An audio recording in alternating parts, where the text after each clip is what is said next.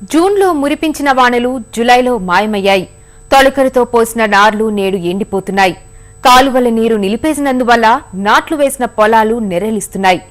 ఎండిపోతున్న ఆకుమడలు, వరి పంటను చూసిన రైతు గుండె చెదురుతోంది. కృష్ణా డెల్టాలో వర్షాలు లేక, కాల్వల నీరు రాక అన్నదాతలు కన్నీరు పెడుతున్నారు.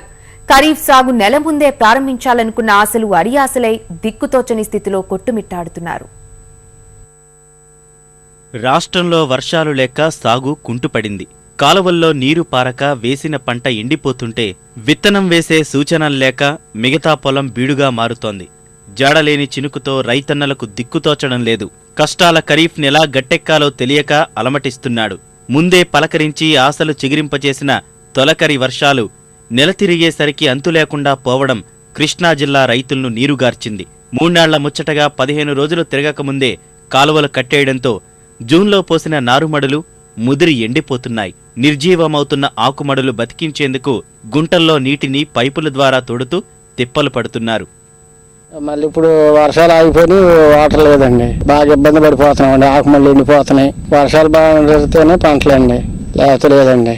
గుంటలో మొన్న వర్షం పడ్డ గుంటలో నీళ్ళు ఉంటే తోడుతున్నామండి. కాలువలు కూడా ఎండిపోయినాయండి. పచ్చిపడి పుల్లారావు గారు ఇప్పుడు ఆగస్టు 15కి వదులుతామని రాత్రి స్టేట్మెంట్ ఇస్తున్నారు. అది ఇప్పటికి ఆగస్టు 15కి ఊడిసి ఎప్పుడు వస్తాయండి ఇక నాట్లు. మొన్న వర్షాలకేమో నీళ్లు వదిలేశారు. వదిలేరని చెప్పి అందరూ ఆ నార్మల్ పోసి అడబడిగా వచ్చేసేటప్పటికి మొత్తం నార్మల్ డ్యామ్ వచ్చేసినాయి. అవి ఇప్పుడు నీళ్లు ఏమో కాలువలు కట్టేసేటికి నీళ్లు రాకేమో మొత్తం నార్మల్ ఎండిపోతున్నాయి.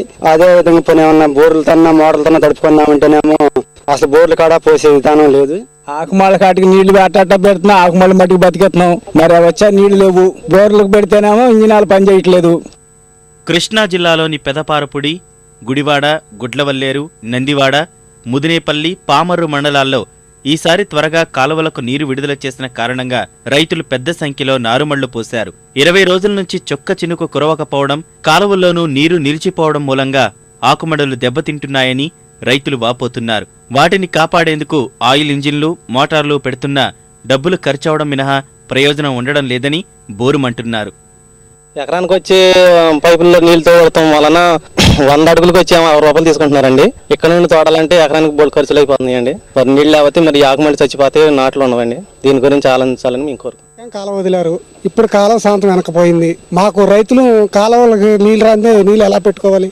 ఈ ఇంజిన్లతో తోడి ట్యూబ్లు వేసుకుని ఇవన్నీ మేము ఖర్చు దాకా భరించాలి. మేము ఎంత ఖర్చు పెడితే గానీ అవుతుంది వ్యవసాయం పని. మాకు నీరు కొంచెం వదిలేరు, కట్టేశారు కాలువ. అయ్యాం ఊరినే వదిలేశారు. మళ్ళీ లేటికి బోర్లో వాటర్ కూడా రావట్లే. మాకు మలిచిని ఎండిపోతున్నాయి నార్మళ్ళు. కరెంట్ ఏమో 4 గంటలు ఇస్తున్నాడు, మళ్ళీ ఆపేస్తున్నాడు. వచ్చినా కరెంట్ ఇచ్చినా కానీ ఆ బోర్లు వాటర్ రావట్లేదు. నీళ్ళు ఇస్తే చేలు పంటలు బాగా పండుతాయి. ఆగస్టులో ఊడితే పంటలు బాగా పండవు. మొలకొచ్చి మునిగిపోయి పంటలు నాశనం అయిపోతున్నాయి. ఇప్పుడుకైనా ప్రభుత్వం సంధించి నీళ్లు వదలాలని కోరుతున్నాం.